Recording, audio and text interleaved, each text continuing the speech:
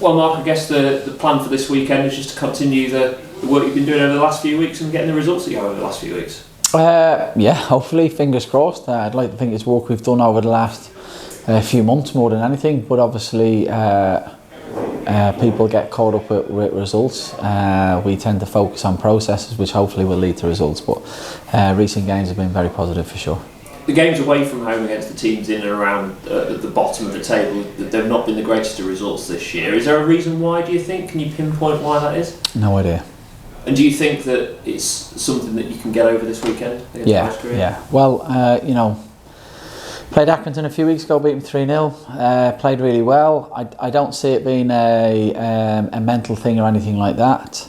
I just think every game's a tough game, Rob. I've said it all year. I don't think, if you're playing, I don't want to name names, but if you're playing a certain team away and another team where you've clearly got more of a chance of beating one than the other, but we've seen through the results, you see them every week really, people you expect to get results and stuff like that. So I just think it's such a tough league. I don't think it's anything like when you look in the Premier League, there's like a top six and then there's a middle group and then there's a bottom group. I think anybody can beat anybody in our league. I just think the gap's much closer, and so I don't think we've our results against the top 10 has been very, very impressive, and our results against the bottom has been okay. I don't think it's been bad, but there's no particular specific reason for that.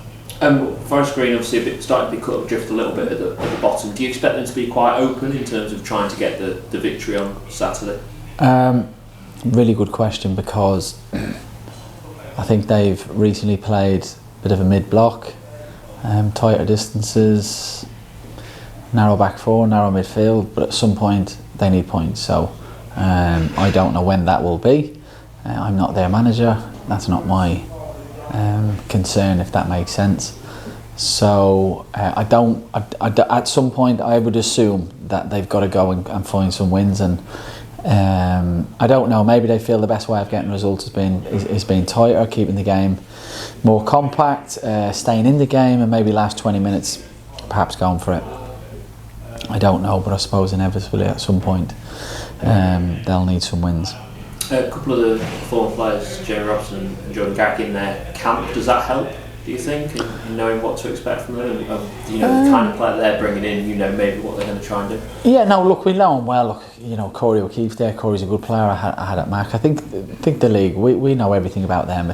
If they're doing the homework, and I'm sure they will, they'll know everything about us. Jamie and Jordan have got very good strengths, very good qualities. They're both good players, so we'll be aware of that.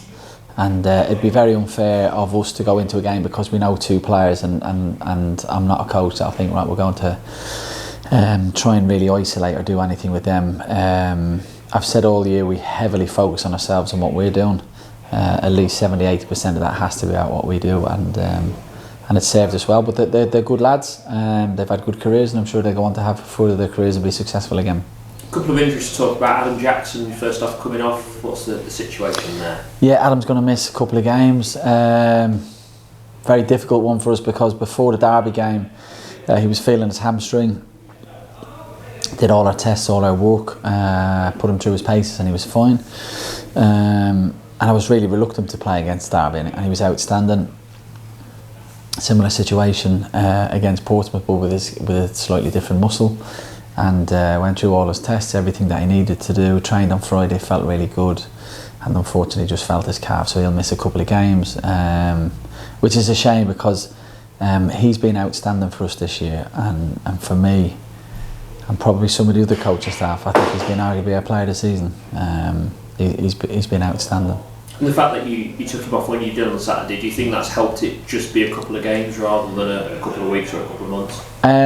Yes, but I've got to give him credit for that. It's like any injury. Look, he felt it, so he couldn't have carried on. He didn't come off because I think when Danny Mandry got injured against Port Vale, ironically he was out for about 5 weeks, but he actually felt he wanted to carry on, so we tried to be a bit risk averse and took him off. Jacko's was pretty black and white. He'd felt his calf and he'd come off anyway, but no doubt if he'd have stayed on, he'd have missed a lot more. Joe Walsh, what's the latest with him? Joe's having an operation today, so he'll miss a number of weeks, which is a real shame because we're big fans of Joe's. He's one of the toughest players I've been lucky enough to work with. He's a real hard man and a gentleman off the pitch, but unfortunately suffered a little bit with injuries this year, which must be very frustrating for me. So I imagine it's equally frustrating for Joe. Trains properly, does all his work, looks after his body, he's in great shape. It's just his body's letting down a little bit this year, but through no fault of his own. So we're disappointed for him. And what's the injury for? What's the operation for? It's a groin injury. So he was struggling against Charlton. The week leading up to Charlton, played against Charlton, just never really settled down, and spent some time with the physios and just didn't get any better. So looked at a couple of different variants of what we could do, but ultimately, unfortunately, it's led to an operation. And it shows how quickly football can change. A couple of weeks ago, plenty of options at the back, and now it's getting down to bare bones, isn't it? That's football. That's the joys of being a head coach. And do you think that might mean you have to change the way you play in terms of formation because of the lack of numbers back there? The way we play, no. Formations is different because we've played multiple formations this year, but I'd always pick a formation that I felt was the best way to win a game of football. And I've often said, I don't want to contradict myself, players normally dictate what shape you play anyway, but I think with the squad we've got now, even with our injuries, we've got the flexibility to play several formations. Matty Virtue, I think March time originally was the plan to try and get him back. How's his progress going? Really good. Should be back training with us next week. We just have to be mindful of the injury he's had. He had a significant hamstring injury, and he's not going to be available on Saturday. He won't be available on Tuesday, but not far off thereafter. It must be such a boost to get him back, and excited to see what he can bring alongside Ethan in the centre of midfield. Yeah, he's been a really successful loan for us, and it's not just what he brings on the pitch, but how he is off the pitch and around the dressing room. So brilliant leader, brilliant character, brilliant person, and he's definitely somebody we've missed. And although the results have been fantastic, he is somebody that we've missed. And is he the kind of loan player you look at his stage in the career and think, we might have a chance of turning it into something more permanent than summer? We'd like to. We think a lot of Matty. We like all our loan players, but they're all in different stages of their careers, different, Jack Diamond and being the obvious one. Jack's a championship player, big club, got a lot of people, I would imagine, watch Jack and like him. So I would imagine Jack would be well out of the parameters of players we could look to get. But Matty's he's on a free at the end of the year. He's enjoyed his time. We've loved having him here, and if we could continue that relationship, we'd love to. And I guess he'll look at what happens between now and the end of the season and think, is this going to be right for me? And is this a club that I feel I can progress at? Yeah, 100%. And I think the answers, without even speaking to Matty, the answers to those would be yes. But I don't know whether Matty will have other options. I don't want to say better options because I think we're a great club, but if somebody in the Championship wants a Matty Virtue, clearly that would be more attractive to him. So, but I've no doubt whatsoever he's enjoyed his time here, and we're a club that he'd be really keen to continue his relationship with. I imagine, I'm guessing as an ex-player, Matty will want to explore all avenues, and rightly so he should as well. Wherever Matty goes, he should do what's best for himself and his family, first and foremost.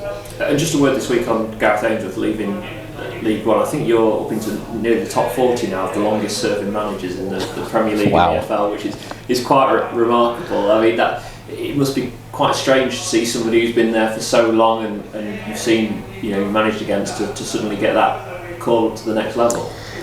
Yeah, and I'm really pleased for Gareth. I think he's a gentleman. There's obviously an image and a persona about him, but you won't meet a nicer guy, a real gentleman. I was lucky enough to spend a year with him when a career path crossed, but when we played Wickham this year, he was just such an impressive guy. I'm sure Wickham naturally will be disappointed to lose an outstanding manager. But I'm really pleased for him personally that he's getting an opportunity to progress himself, and I say that in a nice way because it is a progression. It's not a criticism of Wickham's a fantastic club, but Championship, QPR, brilliant club, and I think if anybody deserves the opportunity, he does. I don't know this, but I imagine he's probably turned down multiple opportunities, so perhaps he felt it was the right time. But definitely somebody I'd wish well and hope goes on to continue the brilliant journey that he's on.